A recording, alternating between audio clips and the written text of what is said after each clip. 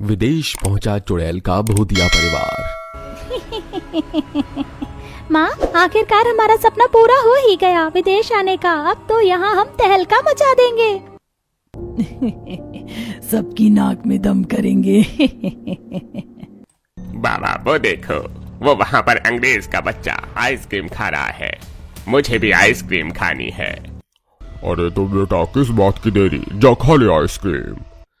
वो उड़ता हुआ भूत नीचे जमीन पर आता है और उस छोटे से बच्चे के हाथ से आइसक्रीम छीनकर खाने लगता है, जिसे देख वो बच्चा, Oh my God! Mom, Dad, come here quickly. There is a ghost here. It took my ice cream. अरे इंग्लिश में क्या चपर चपर कर रहा है? टींगे हिंदी नहीं आती क्या? Oh no! This is very dangerous. Run away! वो बच्चा वहां से डरते हुए भाग जाता है। वहीं दूसरी तरफ उस भूतिया बच्चे का पिता उड़ते हुए नीचे आता है और लेक किनारे खड़े एक आदमी को पानी में धक्का दे देता है। Who is in front of me and here who pushed me? इतनी आसानी से नहीं आऊंगा मैं यहाँ सामने। Oh my God! Whose voice is this? How dangerous is this voice? This is my आवाज। उर्मिला, उस फिरंगी की टोपी तो देख कितनी रंग बिरंगी है। क्यों ना उस टोपी को हवा में उड़ा दिया जाए। वो चुड़ैल उड़ती हुई उस फिरंगी के पास आती है और उसके सिर से टोपी उठा लेती है। अपनी टोपी को यूं हवा में उड़ता देख वो आदमी, How come my hat is blowing in the wind so suddenly? Honey, I think there is a ghost here.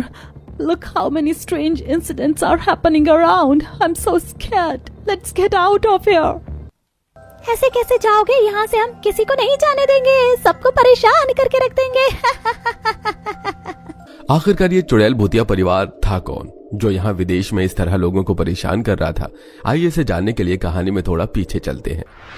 जल्दी से रोटियां बनाओ ना, काम पर जाने के लिए देरी हो रही है। आज मालकिन ने जल्दी बुलाया है घर पर। हमें भी मजदूरी पर जाने के लिए देरी हो रही है, जल्दी से खाना लगा दो। हाँ बेटा, बस 2 मिनट, बन गई रोटियां। उर्मिला, मैं प्लेट में रोटियां डाल रही हूँ, तू जल्दी से सब्जियां परोस। पूरा परिवार सुबह सुबह रोटी सब्जी का नाश्ता कर रहा होता है। तभी उनके घर पल्लवी नाम की एक अमीर औरत अपने बेटे सचिन के साथ हाथों में मिठाई लेकर उसके घर आती है। पल्लवी दीदी, आप यहाँ सुबह सुबह? 2 दिन पहले ही हम स्विट्जरलैंड से आए हैं ना, तो वहाँ से कुछ फेमस स्वीट्स लेकर आए थे, वही देने आए हैं।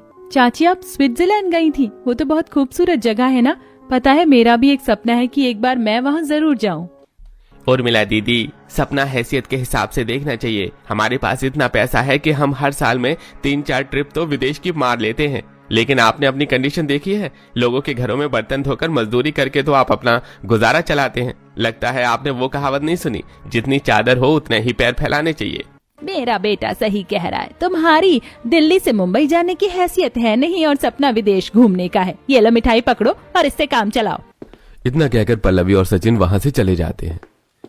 चाची, ये जब भी आती हैं तो क्यों अपनी अमीरी का इतना ज्यादा घमंड दिखाती हैं? दीदी, मुझे भी अब विदेश जाना है, मैं भी वहां जाकर घूमना चाहता हूँ।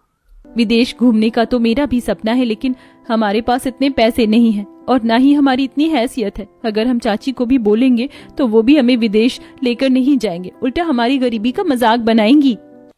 गरीब तो बस सपने ही देख सकते हैं, पूरे तो बस अमीरों के ही होते हैं। पल्लवी हमेशा अपनी अमीरी के चलते हर साल अलग अलग विदेशी जगह पर घूमने के लिए जाया करती थी।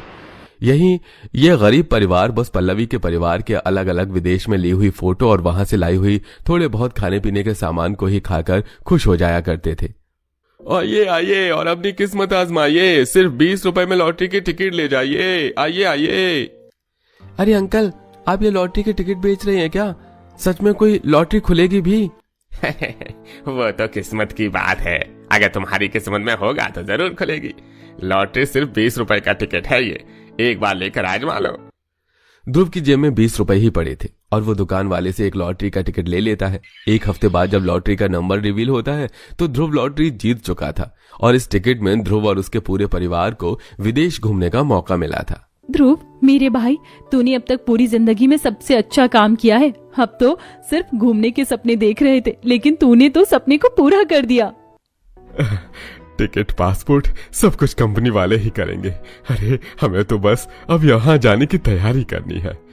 पूरा परिवार कई दिनों तक जी तोड़ मेहनत करके विदेश घूमने के लिए अच्छे खासे पैसे जोड़ लेता है। वहीं अब उनकी टिकट और पासपोर्ट का भी काम खत्म हो चुका था। इस गरीब परिवार की जैसे ही विदेश घूमने वाली बात पल्लवी को पता चलती है तो मन ही मन पल्लवी जलने लगती है और आज ये पूरा परिवार विदेश घूमने के लिए अपने घर से निकल रहा होता है। आखिरकार तुम लोगों का भी सपना पूरा हुआ। वैसे मैं कह रही थी कि तुम लोग हमारी गाड़ी में एयरपोर्ट के लिए निकल जाओ, ऑटो का चक्कर रखोगे तो देर हो जाएगी। अरे पल्लवी दीदी, आप सही कह रही हैं। चलिए हम सब गाड़ी में ही चलते हैं। हाँ हाँ जाओ, देखती हूँ कि तुम लोग कैसे समय पर एयरपोर्ट पहुँच पाते हो। पल्लवी ने अपनी गाड़ी में कुछ खराबी कर दी थी, जिसके चलते गाड़ी आधे रास्ते में ही खराब होनी थी। लेकिन शायद इस गरीब परिवार की किस्मत में इससे भी बुरा लिखा हुआ था।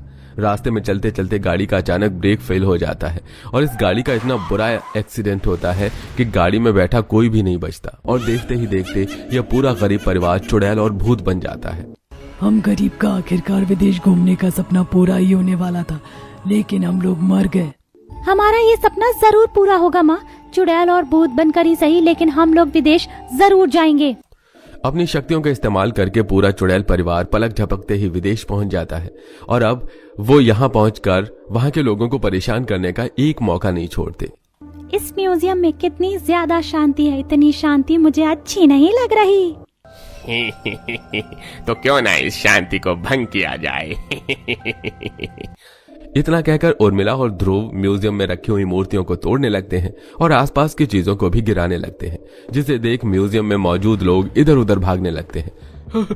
How did this statue fall and break? Oh.